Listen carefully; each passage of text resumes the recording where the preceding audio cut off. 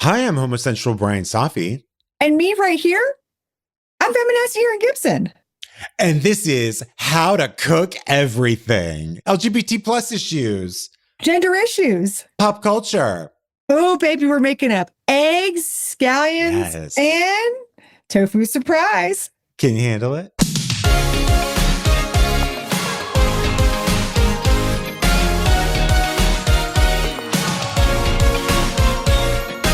Hey, guess what? Good luck finding eggs right now. Good luck. Hey, guess what? Two grocery stores. Why doesn't everybody go to the fucking farmer's market? And there's the farmer's market on Melrose. I mean, I know you're in New York right now.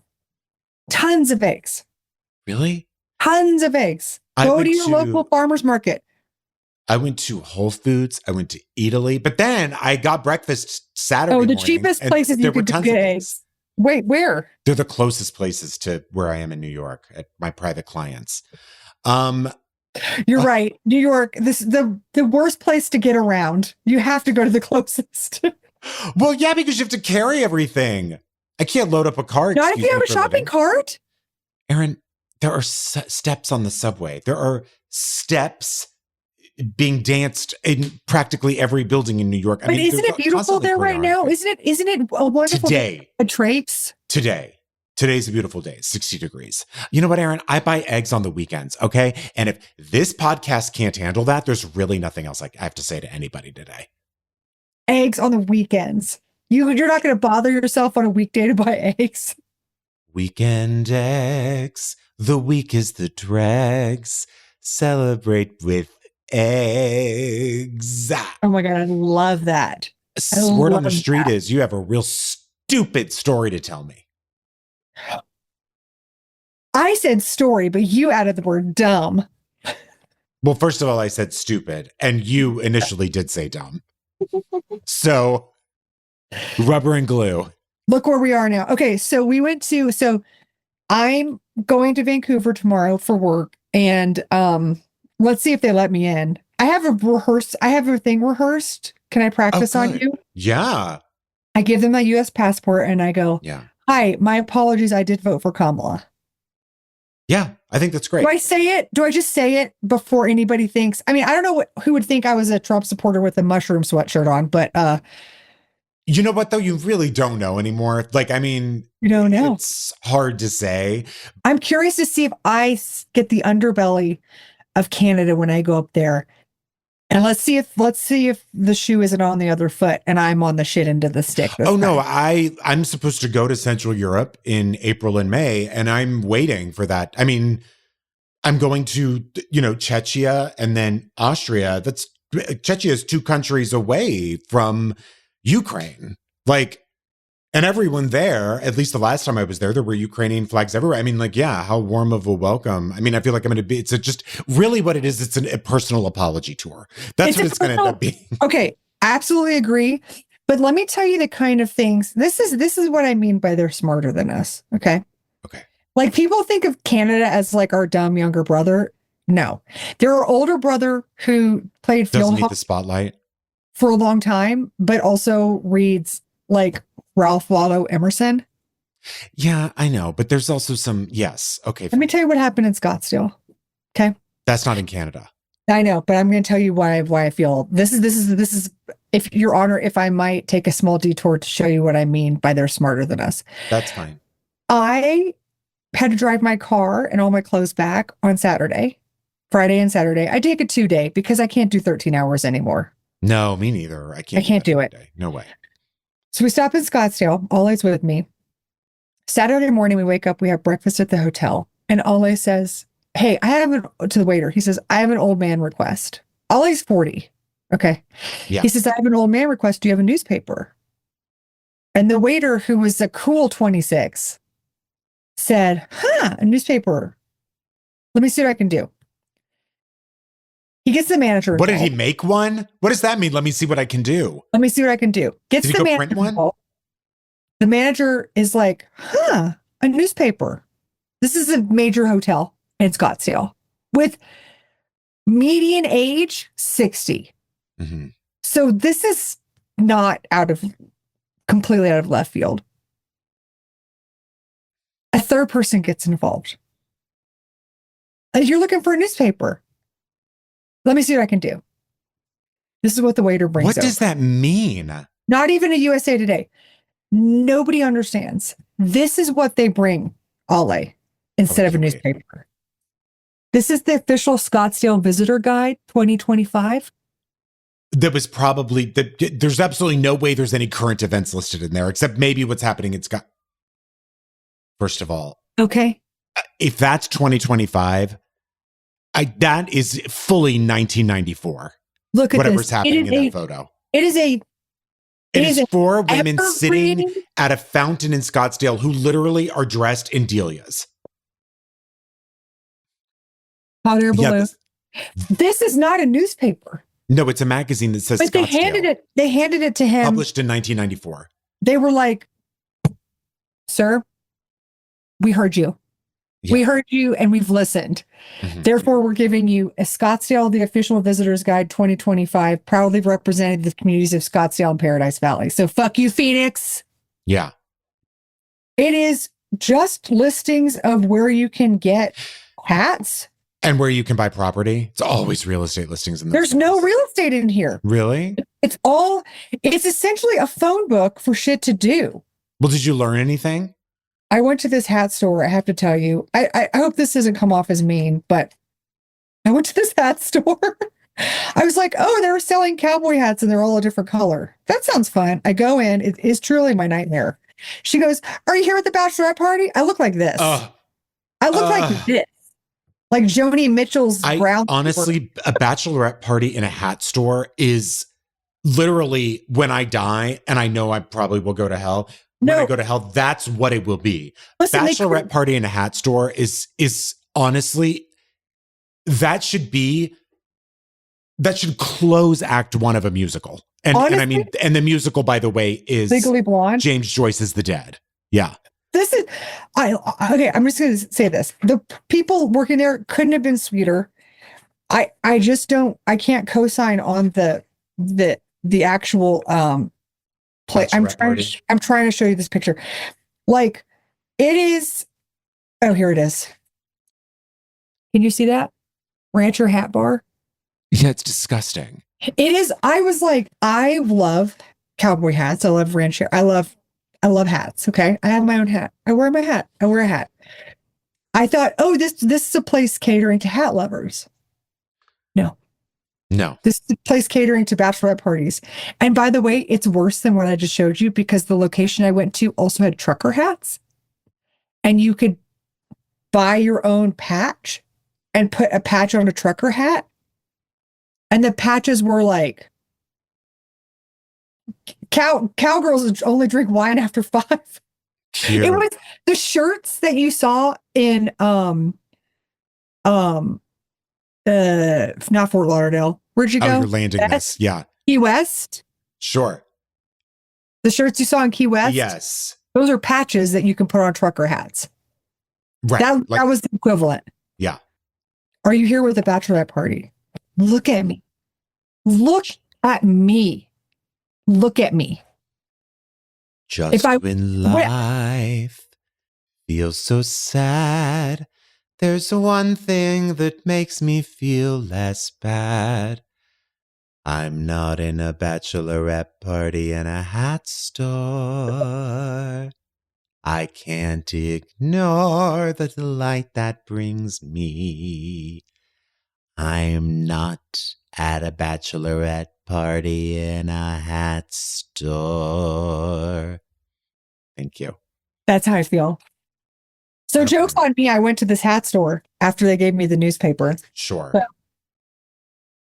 did you buy a hat? No, they don't fit. They're weird sizes. They're like one size fits all. Oh, weird. I have a hat. Look at my hat. Look at my hat. Look at this stunning hat. That is a gorgeous hat. Not with these glasses. That's this very like hat. Joanne / the inside lemonade. Yeah, it's gorgeous. No, look at the band. Fuck this shit. That's the kind of hat. You told it. You can't get that at a. Well, I tell myself I'm the only one who sees the inside of the hat. No. Someone, what'd you say, Sergio? Someone had the same hat on the magazine cover. How dare you? That is not the same hat. Look at this hat. It has a divot in it. Okay. Mm-hmm. That is a divot, and that is definitely from the hat store. And that, I'm going to say something, does not fit her head. I have to tell you, these are the meanest girls at school. Oh, All yeah. of them. And they're all wearing Don't fat shame you 1 second. They're all wearing candy shoes. Look at this. And there's cobblestones ready to break your neck. I mean, it looks like Drew Barrymore in like Mad Love. That's what they all look like. I listen, this Scottsdale's not the place for me, but it's the place for me for 3 hours while I wake up and have breakfast and get the fuck out. I understand. My weekend was exhausting. Absolutely exhausting. First of all, I've been spending the entire weekend worried that I know J-Lo's dating a new guy or has said she's in love on the new set of her movie. Ben Affleck is probably back with Capital One. I can't take it. I don't like when he and that credit card are in a relationship because I think that credit card deserves a lot better. I don't think they are. I think there's just pictures of him being a fucking... I hope they're not. That's all I can say. I can't even believe I care. But also, I had a horrible run-in with Breville coffee makers? Breville? Like, do I know them personally? No, like, do you know what that is? Yeah, it's like if you could do like Cuisinart or you could go fancy rich and you could do Breville. So one of my private clients brought a Breville and said, "Oh, it's supposed to be easy to set up. Why don't you set it up?" And I thought to myself, this person doesn't know you very well. No, but by this point, I'd already been paid handsomely. So I thought to myself, yeah, I'll set up your coffee maker.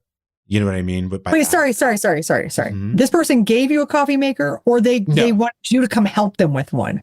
Right. Second? I'm so sorry. You're not the IT department I would call.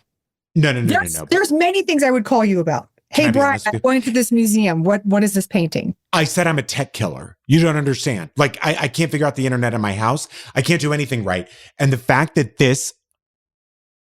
you know what, Sergio? I'm about to jump through there. If Bryan can't figure out the gain on the mic, I don't know how he's supposed to work all these dials. By the way, that was the exact one he got. Okay. So and by the way, Breville, you should change your name to Cruella Breville. And I'll tell you why. I spent a good hour trying to get this thing to work, and it is step by step on the screen, like 1, 2, 3. First do this, then do this, then do this. And you had the manual? And guess what? You want to know the latest shit in the wastebasket? This thing?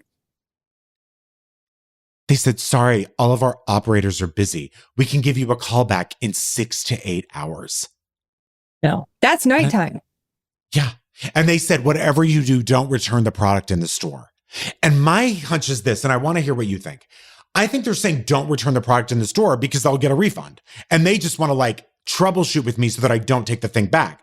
But you think that this thing is flawed, like it's actually broken. Yeah, no, I do, because I turned it off and turned it on. I mean, I did everything. No, shut up, Erin, shut up. I did every troubleshooting thing I could. Because here's what happens. When I try to grind the espresso and put it through the thing to put it in the thing that you tamp down, the espresso thing, only about 10 grounds come out. Oh, that's not good. There's something but could it be that there was something packed when it was packed? There's like a piece of styrofoam or something in there. Well, so this is what I tried to. So then I did advanced troubleshooting cleaning, and so the troubleshooting advanced cleaning thing said like there might be something jammed in there. I looked. I did everything it said, Erin, and honestly, I threw myself on the bed face down, and that wasn't a cue for my private client to get busy. Yeah, and essentially. I've heard on the streets that you're not a face down kind of guy. I'm not. Absolutely not. No. I'm as we all know, I'm a hips forward, hunch down, knees splayed jerker offer. Yes. Do you understand? That's my offering to the jerk world. Never a clearer picture has been painted. Take that, Georgia. But there was one So anyway, I guess I'm going to return it. I don't know if Crate and Barrel's going to take it, but also I don't even know if I can return it because my private client bought it. So I don't know. And he has always Do you have said, the receipt or an email receipt? well, maybe he can forward it to me, but we don't even know each other's last names. So I don't know how. Do you know what I mean? Like, there's such a thing of, like, I told him I work for the CIA. Like, there's such a. There's too many lies already. There's way too many lies. So all of a sudden it's getting very personal. And this thing weighs 30 pounds. And I'm not going to take an Uber to Crate and Barrel unless they reimburse me for it. I can't do that. I have a question. What is this person? This is this person's fault for entrusting you with it in the first place. Because I know you're trying to be helpful with this person and you want to say yes and everything, but like this person should know better. I know. Because if there is a problem with the actual machine, you don't want to know, you don't want to void the warranty. You know what I mean? I know. Like, I don't know what you put in there. Crayons, carrots. What did you do? Nothing. I put in coffee beans. Hmm. And there wasn't a little, this is what they do when they pack this shit. I'm like, do you think someone's throwing this off of 4-story buildings? I think they are. I think they are. Because there are literally, like, you cannot move one piece in these things. There's styrofoam, plastic parts everywhere. No, I know. Cruella, Breville. The last thing I want to say, though, the one balm is that I've listened now to most of Lady Gaga's album a few times. I got to be honest with you, the reason it's taking me so long is there's no skips. It is so fucking good. And I read a really cool review from The Independent that I wanted to share for all of those who feel a little despondent right now. Gaga's return to outsider empowering form could not be more timely. At a moment when America's leaders seek to shove its marginalized citizens back in the shadows, she invites them back into the center of the floor, celebrating their defiant differences in the bright strobe lighting. And then they really lost me. Guess what the next line of the review is? MAGA? Oh, na. Gaga. Yeah. Okay. My question is, what was her return? Did anybody talk to her about why she's returning back to this? Desperation. Because she's explored the alternative art world and she's had it. I guess so. But I got to tell you, even these songs sound dark, fresh, fun. Someone else, another review I saw, because I got really into it. So I was like, I want to read all about it.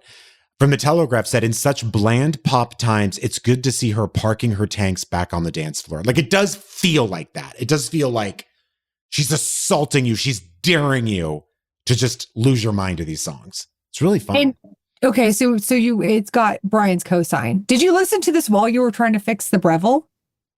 No, because I think that would have been a little too methy for me. I don't think I could have done it. Do you know what I mean? It would have been like Kate Moss at a fashion show or something, or that recent footage. You see that footage of her? I don't know what's happening. I shouldn't even comment on it. Poor thing. Not really. She's like a billionaire. What is happening right now? Are you okay? No, not really. I got to tell you, because I'm staring at this Breville box. Oh, well, it's haunting you. Yeah. Sergio wants to know if you saw her on SNL. I saw one of the sketches and it was funny, but I didn't see her performances yet. I really got to tell you, I thought this is one of the worst intros we've ever had, except for your. Oh, story. No, we've done much worse. Anyway, hopefully the show goes out from here. Bryan, yes. We've got so much this week. Tell me. So much. Vault episode 81 on the Patreon. Okay. I take over Bryan's Twitter while you're in the bathroom, which was my old prank. You've done this. Yeah, you've done this before. I told you about when I did it when I first started dating Ale, and I just wrote, can't wait. I wrote something like, woohoo, it's petunia season. Can't wait to get my garden going. And his aunt was like, is everything okay? Well, one time you did it to me at work and you were like, hey guys, I just want to, when we worked at Funny or Die, that was my proudest one. Just want to tell everyone like how much each and every one of you means to me. And I'm just so excited to keep moving forward in this company, which was the opposite of everything I felt. And then I signed it Bri. And you certainly did. And then you came out of the bathroom and everyone was like, thanks, Bri. And you had no idea, which was probably a nightmare. In hindsight, I think I realized now. You traumatized me. I know. I'm so sorry. Of course. We also have special guest Kulap Vilisak on this show, which we absolutely love, and we always will. And there's this new thing we're doing, Erin. Tell us about it. It's out for all tiers. Christopher Lowell, TikTok's Alice Elm, and Cheryl Crow's house. Now, if you think I know what TikTok's Alice Elm is, you're absolutely mistaken. It's a real interior design edition this week on real interior design. Woo shoe. The party keeps going with the best and worst of interior design choices. I'm so excited. Wait for hot takes. This is gonna be hot takes.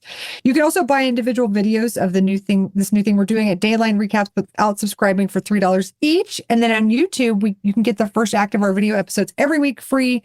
All you have to do is search Attitudes Pod right on YouTube. There you go. And you can get the rest of the app on Patreon, which, by the way, I don't think we say it enough. The episodes on Patreon are ad-free. And when we say vault episode, it literally means like our earliest episodes that we've never re-released because we're just like thawing them out now.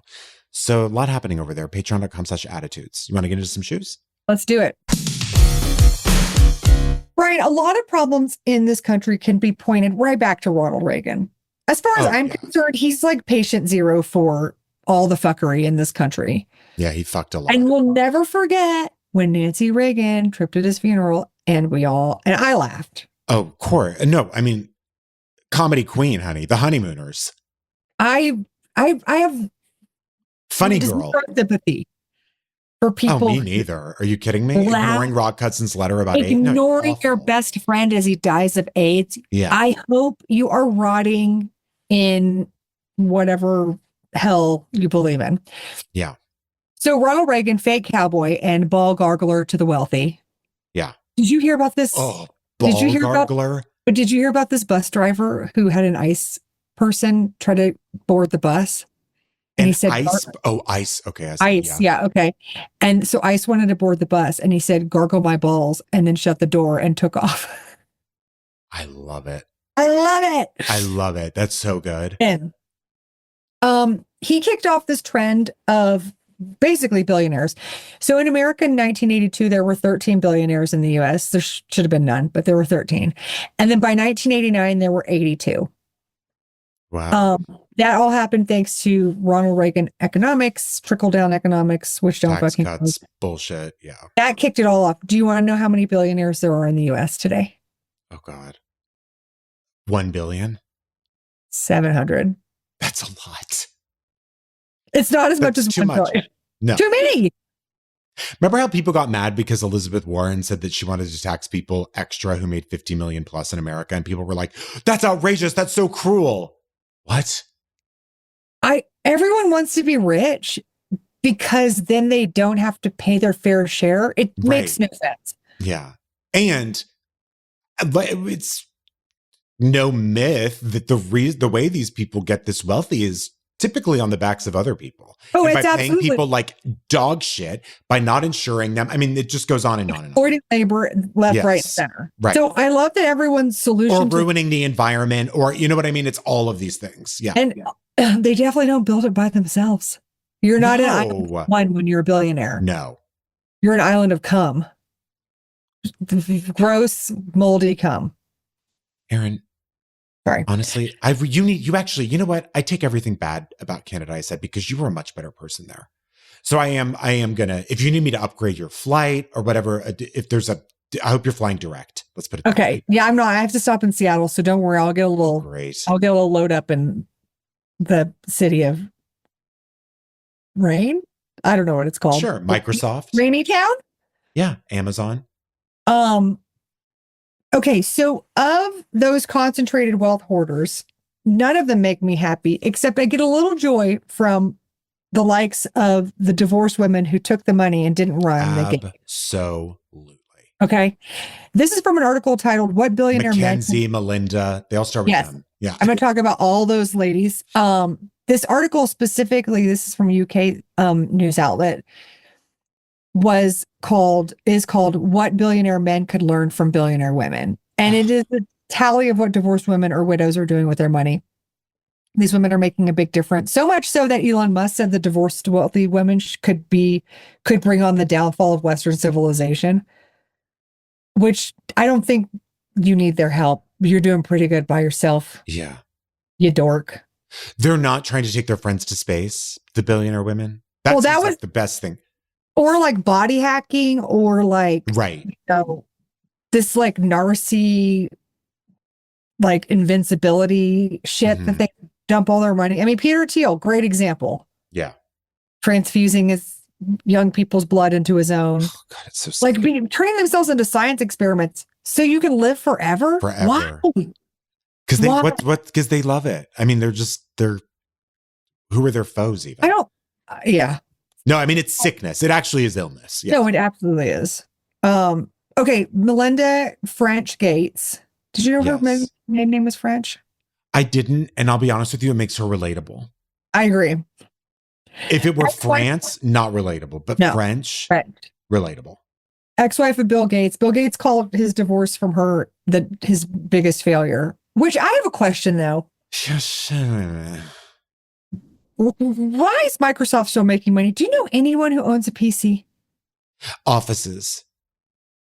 Like regular offices, they don't own Macs. They're all PCs. That doesn't make any sense to me. Well, they're cheaper. A lot cheaper. Oh. Yeah. But they don't last as long. I don't Erin, think. But you have to understand, as a I'm coming to you as a computer professional. You have to understand technologies and systems. Mm-hmm. Okay. So, first of all, the keyboards are louder on PCs. So that's. I think they still have those big, huge squares. And they're always a little sticky. Yeah. And and the mouse clicks a lot louder. So that way, people in the office are working. Otherwise, you might not know. Smart. Yeah, I'm a Mac, very stealth. Exactly. Plus, you always need that giant tower with that green light flashing at all times. Because you know what I mean? Otherwise, how do you know your system's even working? You don't know. Yeah, you need that strobe light. Third of all, what's the most quoted line in office history? Clippy? Yes, that's the most cosplayed character in the office. But "you're getting Adele, dude" is still the most popular phrase. So first of all, Dell is not a PC, just to be clear. Yes, it is. They run Microsoft, but they're not. Okay. Okay, so you're telling me that to this day, 2025, the year of our Lord, that when you started a new company and they give you a new computer, they say you're getting a Dell, dude? Yes. But sometimes they'll say "no" and then give you the gateway box. Remember it had that cow print? Oh, I've never forget. What do you think my lower back? Why did it have that? They were like, it worked for Chick-fil-A. I don't even understand. Is Gateway even around? No. They in BlackBerry just went the way of the dodo bird. But I want to say this. Show me a temp who works on a Mac. It doesn't happen. It doesn't work. No. I will say my ex-boyfriend had a job. My boyfriend in college had a job. I don't remember what his job was, but he had one of those big computer keyboards that you had to literally slam your fingers into. They're loud. Okay. So loud. He was also into bodybuilding and would only eat tuna fish for lunch out of a can. Gross. His keyboard, it was white, was stained with fish oil. Yeah, they're always sticky, those keyboards. Disgusting. And smelled of fish. And you want to know what else? One wonderful thing about working on a PC, like my parents have one, is it takes 45 minutes when you start it up to run the McAfee virus software. And I have to say, Macs don't do that. They don't do that, which is, to me, a disadvantage. I agree. What about Norton? Norton antivirus. Or Norton. It just depends on whichever one you're running. Yeah. So all these systems and technology, at the end of the day, they might be more time consuming, but they're protecting us. Protecting us from what? Who knows? It doesn't matter. Okay. So that's how Melinda Gates got her money. Was Microsoft, a thing that I've still never seen in the wild to this day. Her divorce settlement was 76 billion. A number I can't even fathom. I just want to do a little, I'll be honest, I feel like she deserved more than that. I think it was half. Yeah, I guess it was. Yeah. But still, well, here's the thing. Just to conceptualize how much money this is, this is a little accounting math, but 5% interest, which is a pretty good return that you can expect if you just do stable investments in the stock market. 5% return on $1 billion a year is $50 million a year. So if you had $1 billion in the bank and you spent none of it, you would be rich beyond measure on just sitting there doing nothing, passive income. On just the interest. Yeah. Okay. This is a lot of fucking money. Melinda founded the Giving Pledge, which would give away a majority of her resources in her lifetime. She's committed $12.5 billion towards helping women and girls, and through her investing and advocacy firm Pivotal Ventures, she encourages nonprofits that focus on women and women's health issues. She also said that it's absurd that wealth is being concentrated like this. Agreed. Yeah. Okay. Mackenzie Scott, who you mentioned, ex-wife of Jeff Bezos, who I imagine did an alleyway dance a la Nicole Kidman when she got released from that marriage. Oh my God, absolutely. Right? What a hell. Her now, she was on the ground floor on Amazon, built it with him. Right. Her settlement, not that any of these women, listen, all these women allowed. I never am like, oh, you were just a wife, you don't deserve it. No, because I have to be honest with you, it's the same philosophy, really, as if like being, quote, just a wife is the same philosophy as they are still, I mean, they're still doing the majority of the work and also enriching your life so that you're able to do these things. It's essentially like stepping over someone who's done everything for you, and then, except you're the one who's actually at the office. Like, it's bullshit. All it's crazy. seen Waiting to Exhale. And if you haven't, that is a fantastic. And The Wife. Not all of us, but a few of us have seen The Wife. Mackenzie had a $38 billion settlement, and she's given away more than $19 billion. Unbelievable. Over 2,000. She's more of a quiet giver. She's not really like out there. She doesn't really have like a fund that, like an arm, like a. And she doesn't really like, you don't see her as like a talking head about it that often. I think she might be a shy person. No, yeah. And she's focusing on affordable housing, job growth, child development, and post-secondary education. Lorraine Powell Jobs, the widow of Steve Jobs, she's the sole heir to the Steve Jobs estate. And she bought The Atlantic. Did you know this? She owns The Atlantic? I did know this. Yeah. To preserve high quality journalism. She is a devout believer in journalism being crucial to a healthy democracy, huge giver in sustainable fields and climate change efforts, and has given away $3.5 billion. She has an organization called Emerson Collective that focuses on giving in the areas of education, immigration reform, the environment, media, journalism, and health. Now, I think, look, do we all need a sliver of hope through the slammed door that is the future? Absolutely. Mm-hmm. I love that these women are giving all this away. It's a good reminder in the face of these absolute fucking trolls who are just takers. I don't believe they should have this much money in the first place. Quite honestly. Billionaires, as you said, don't get rich on their own. And we are about to enter this weird Gilded Age where... And the richest people in the country should be the ones supporting like the people who are not. That's just how it works here. They should be... How about this? Here's my problem. It's not like they're not going to be rich anymore. They'll still be rich. Yeah. But my thing is like, I don't love that this is a Gilded Age thing where the philanthropic efforts are absolutely under the discretion of rich people. They should not be making the decisions. And I think we know, like, I love that they're giving this money away. I hope it's to organizations that are, I hope they're vetted. I hope they're doing things. I hope they're making ground floor changes. I hope that this money is getting utilized in the way that they want it to. Not to throw charities under the bus, but power and money corrupt. So I think there's if you have a organized government, I don't love the government, but to me, it is the one place where it's like, you have to kind of do the right thing for your constituents. There's more of a checks and balances in place than rich people just giving money away. Yeah.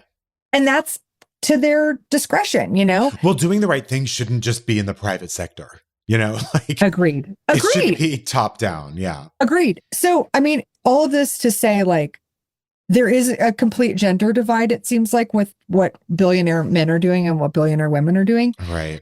That's a bummer. It's also a bummer that we would ever have to be like, please, rich person, I'm begging for a share of the money you're giving away because there's so many people who need help and assistance.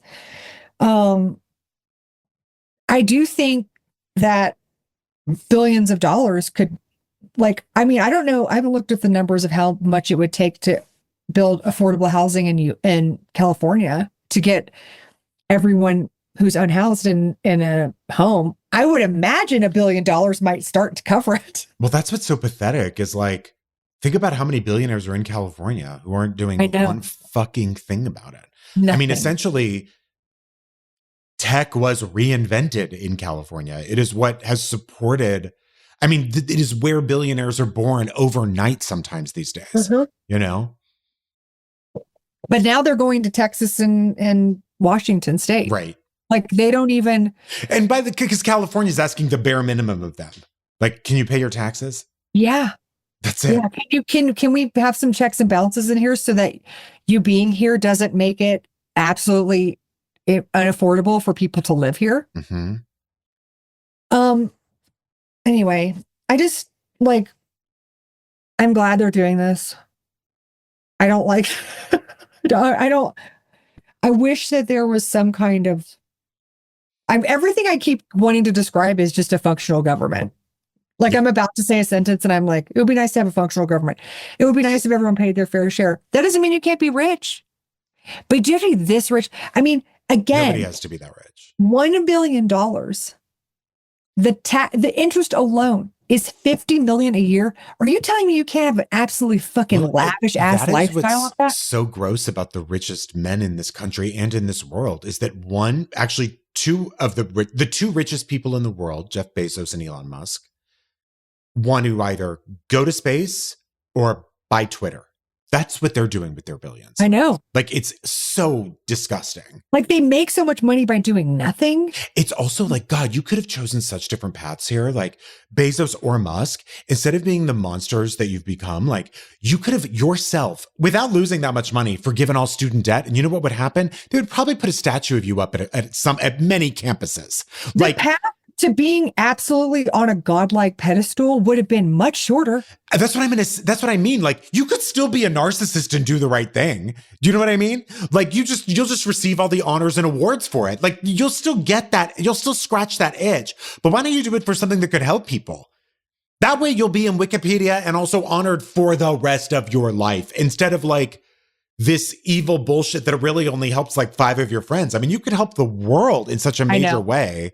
Well, or it's even the people in your own backyard without. Yes. They don't care. They don't fucking care. They just don't care. Yeah. They don't care. Anyway. And a lot of them can't even do the thing big hair don't care. Oh. You know? And that's a shame. And that's where I think that's where they could invest in some wigs. I will say Elon really stuck it out for the long haul of the trend of bootcut jeans with Asics. Like, that is sort of coming back now. And I will give him that. He's stuck with that. He did stick with that. He's waiting for the trend to come back around. By the way, it really has. Yeah. Did you hear this? Did you tell me this rumor that Elon Musk bought Twitter because he wore that exact outfit to a club? Yes, that's why I bring it up. He tried to get into a sex club in Germany. Oh, it was a sex club. In Berlin, yeah. They rejected him. And that night he bought Twitter. Yeah. Mm-hmm. That's how fragile these guys are. They're fucking the thinnest peanut brittle. Yeah. Yeah. And they don't taste as good. No, try gargling brittle. You know? You can't. No. Well, actually, I want to mention at the top here of my shoe, like, some significant and very cool allyship coming from Paul Feig this week, the director of Bridesmaids, Ghostbusters, all these things, made a $300,000 donation to LGBTQ plus youth organizations because of the imminent threat to trans people in this country. And I thought to myself, like, wow, no one was putting pressure on you to do that. No one was watching your move and seeing what you were doing. And I really hope that other people really follow his lead here, especially in terms of allyship and being someone of means who wants to make a difference in this world, like, or at least try to stop as much hate as he can with however he can. Like that was really nice to read, I have to say, and very encouraging just to think like, wow, there is a cool A-list Hollywood director who's doing the right thing here. And that was impressive. Hopefully it'll inspire other people to do that also. I hope so. Because listen, I would say that queer people in Hollywood have a rough time of it. You know what I mean? Maybe unless you're an executive or something like that.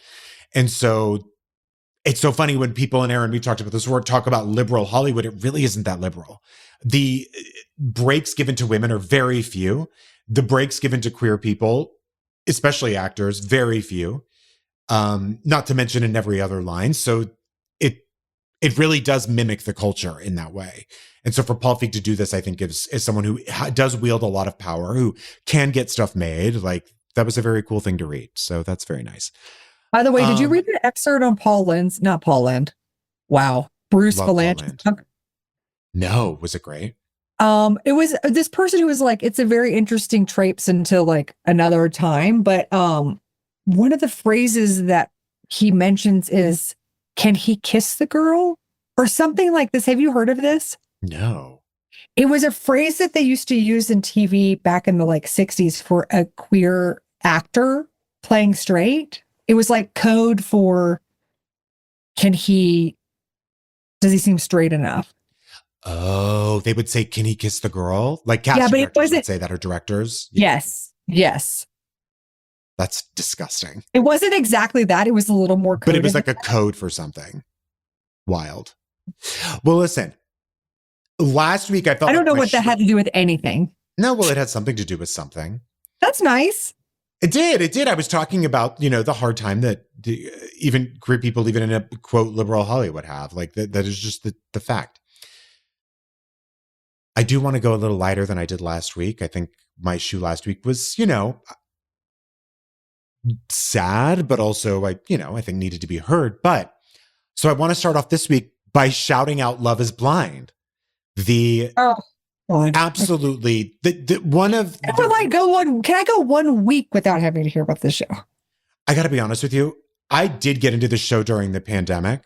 But then the appeal. It really failed. I mean, that love and obsession with this show really faded after we were allowed to leave the house, as did my woodworking. So once I was like allowed to leave my place, I immediately was like, I literally walked out my door and was like, Love is Blind is actually terrible and not fun. But this year, you saw a bird fly and you're like, oh, okay. Right. Yeah. And then I walked back to my house and said, Judge Judy, it is. So ultimately lateral moves, but less time commitment. Judge Judy's only 20 minutes. I don't think it's lateral because my problem first of all, get to your thing. But I mean, sometimes on Love is Blind, it feels like the worst of dating culture. Like I feel like. Oh, I think that's probably true. I didn't watch this recent season. I haven't watched the last few actually. Okay. But there is a contestant named Sara Carton, she's from Minneapolis. This whole season was set in Minnesota. Sara Carton's about the most Minneapolis name I could ever imagine, by the way. Because it's like directly milk. Yes. Because it literally is milk. Sara Carton and her fiance, Ben, who, again, like they met in the pods, they didn't see each other, and then they start dating and they go on a honeymoon. And then at the end, like the last episode is essentially these couples who are still together. They walk down the aisle and you find out if they say, I do or not. So, and whether or not you're going to marry or whether you go your separate ways. And it's all very, very romantic because the cameras are there. And people really thought that Sara and Ben were going to go the distance. But just as they were about to say, yes, I do, Sara, in a very gentle way, told Ben she don't. Because Sara Carton, the Milk Queen, decided very gently that her fiancé Ben was not quite politically engaged enough to marry. he admitted to her that he was, quote, ignorant when it came to racism in the United States, and also ignorant when it came to his own church's view on LGBTQ plus issues and sexuality. She said to him, I love you so much, but I've always wanted a partner to be on the same wavelength, so I can't do it today. I know the connection we have is so real and my heart is there, but we talked a lot about the values I hold close to my heart, and my heart is telling me I can't do it. And later, after she got back in the limo and rejected him, she said, I remembered I asked him about Black Lives Matter, and I'm no expert, but when I asked him about it, he was like, oh, I guess I never really thought about it. And that affected me, especially in her, I know. And then she went on to talk about how he talked about church a lot and the church he went to, but he didn't know his own church's views on LGBTQ plus acceptance. So she went. What is this? What are people like that talking? What is he offering? I know. So I guess they had chemistry, but at the end of the day, she was like, this kind of like is a deal breaker for me. And I want everyone to know, like, of course, we all listening feel that way. We can't get in bed with someone like that, at least for the long haul. And so she ended up watching a sermon online from his church about sexual identity, and it did not align with her views on it or with really that much empathy. And so she said to him, hey, I saw this sermon online of your church, and he didn't really reply with anything. And she said, I kind of want to be with someone who thinks about that stuff. She herself grew up in a religious household, but she didn't feel that aligned with her any longer because her sister came out and it totally rocked her world. And it changed everything that really she held true and valuable in her life and gave her a new perspective. And I want to say, like, these are not probably people you should be taking political advice on or even wokeness on. But I will say, for a show like this, for a person like Sarah Carton to just say, like, hey, this actually doesn't gel with me, that you're not saying anything bad about these groups, but you're also saying I'm dumb about it and don't really care about learning about it. Like, that weighs a lot on me. And interestingly, most of the comments about this came from haters being like, oh my God, like, how could she actually have been in love with you if that's a deal breaker for her? And it's like, then what is a deal breaker? Do you know what I mean? So if that's not a deal breaker, what is? Well, it's almost the implication too that, like, she should have to bend the way that she feels about things because love is more important than her own happiness or something. Right. And I just got to say, like, part of love is certainly not agreeing with your partner on every single thing. That's not necessarily healthy.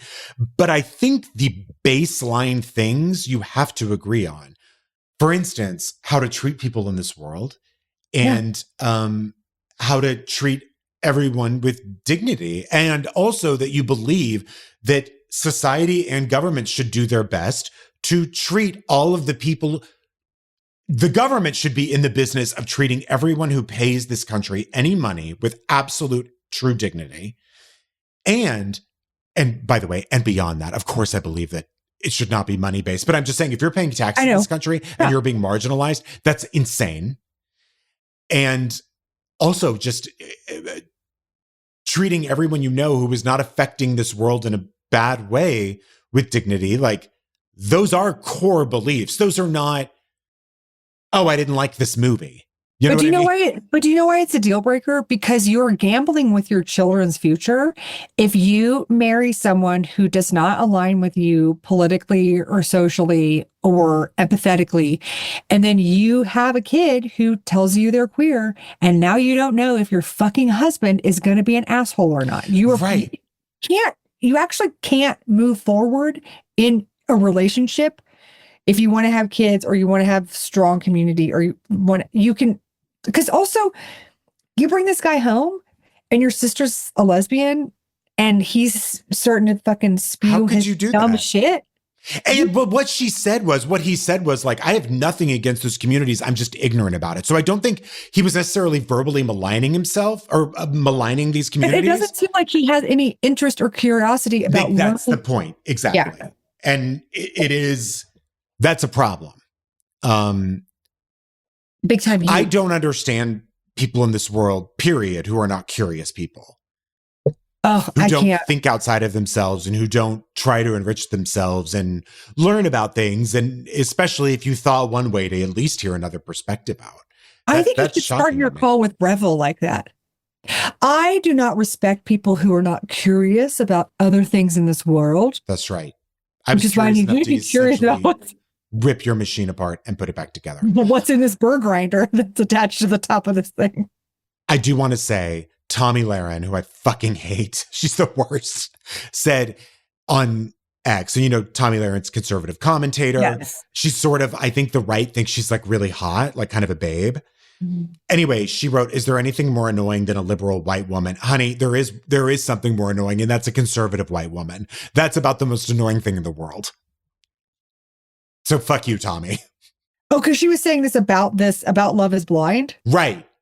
About Sarah Carton saying, "Is there anything more annoying than a white liberal woman?" Is there anything more annoying You're than more annoying. You're more annoying. Is there anything? She's basically saying, is there anything more annoying than a woman who absolutely defends her political her political viewpoint? Right.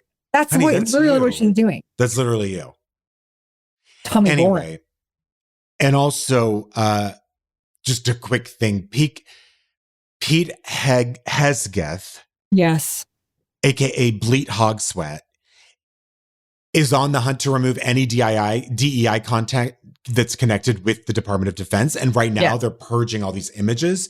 So 26,000 images have seemingly been flagged for removal as part of this purge with the Department of Defense, including, this is how truly stupid and idiotic and embarrassing and derpy and insecure these people are. Wasteful. Including in this scrubbing is a photograph of this Army Corps of Engineers, one of whom had a caption, you know, listing all these people. And one of the guys in this Army Corps, his last name was Gay. That image was scrubbed. Also, an image of the B-29 aircraft that was named Enola Gay, which, by the way, was dropped the first atomic bomb on Hiroshima during the Second World War. They scrubbed that image because it was called Enola Gay. Honey, please, first of all, don't blame Hiroshima on gay people. I beg of you. Okay? Because in my fantasy, we would have dropped wigs. All right? That's exactly right. Correct. So I don't know. It's so truly like, it's like when it's like a toddler who didn't get ice cream. It's so embarrassing to this country and just humiliating. And like, it's like when in Turkey, they wanted to ban children drawing rainbows in classrooms. Like, it's the same shit. Grow up, dude. Find something. It's the same shit as the billionaires. It's like, this is what you're doing with your time. I know. It's pathetic. It is. It's pathetic. You're pathetic. Yeah. And you're weak as hell. You're weak as hell. I wouldn't marry you on Love is Blind. And honestly, you should be. Who would you marry on Love is Blind? Has there been anyone on that show that you were like, oh, what a catch? There was one guy I thought was cute, but then he was wearing loafers with no socks a lot. And I could have, and by the way, not like loafers, like penny loafers. So I couldn't deal with. And your attraction to him was based solely on the ankles up of his footwear choices. Ankles up. Yeah. Gotcha. But you know how it is. Only one thing gives you the ick and then you're done. I do want to give a quick shout out to Luis Jaramillo, who sent me a novel that Luis wrote called The Witches of El Paso. I have not read it yet. I just received it in my mailbox. It was sent to Sergio, and then Sergio sent it to me and the mail and this and that. But I can't wait to read it. I can't say I've read it yet, but I'm very excited to read something called The Witches of El Paso. So thank you for sending that. I want to read it. Yeah, you can read it after me. We have some beautiful comments from Patreon. Okay, Emily Killian says, as someone who spent so much time watching the YouTube series, what do you think blank is doing right now? Which is, if you haven't caught up, you've had years, but it's Bryan and Jeffrey's immeasurable, unbeatable YouTube series. I'm loving this episode. Thanks, Bryan, Erin, and Jeffrey. Cannot wait to read Jeffrey's book. That was a fun episode with Jeffrey. That was fun. Rebecca said, I heard big grocery business news and I had to run to my favorite grocery experts. There's something amiss at the largest grocery retailer, Kroger.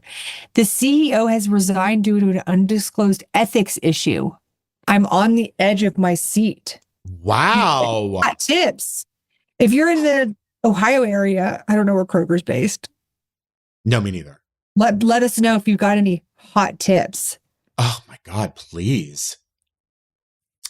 And then we got a lot of Dateline feedback. Yes. Brian Long said, who's ready for the throat doctor? Paul said, spells is such a Tennessee Williams way of describing mental illness. Very Southern Gothic. Remember how he had depression, but they described it as spells? Yes. Molly H. quoted as saying, I don't know what level cousin the original cousin was. Honestly, Erin, we're the dumbest people. If you take this out of context, we're the biggest idiots in the world. Yeah, absolutely. Brian's break from Dateline to do Murder, She Wrote breathes so much life into these recaps. I'm living for them. Karen Ellis is amazing. Joan Plowright was also in I Love You to Death. Full circle.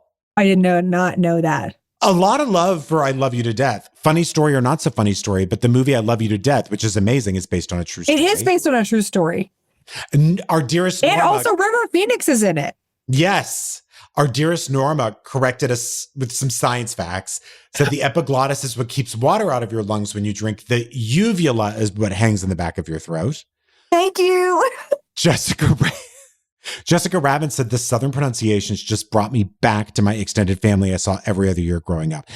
Do you remember how we were saying like Tayad and Bryan? Yeah. All those syllables and colloquialisms. I love it. Join us on patreon.com/attitudes, rate, review, and subscribe. It's free. Also, you can join us once a month for a Lady Attorney live episode. We do a Q&A afterwards. We hang out. We do. And also follow us on Instagram. You can see all of Sergio's wonderful social videos at Attitudes Pod. See you next time. And in the meantime, take a pill that'll last longer.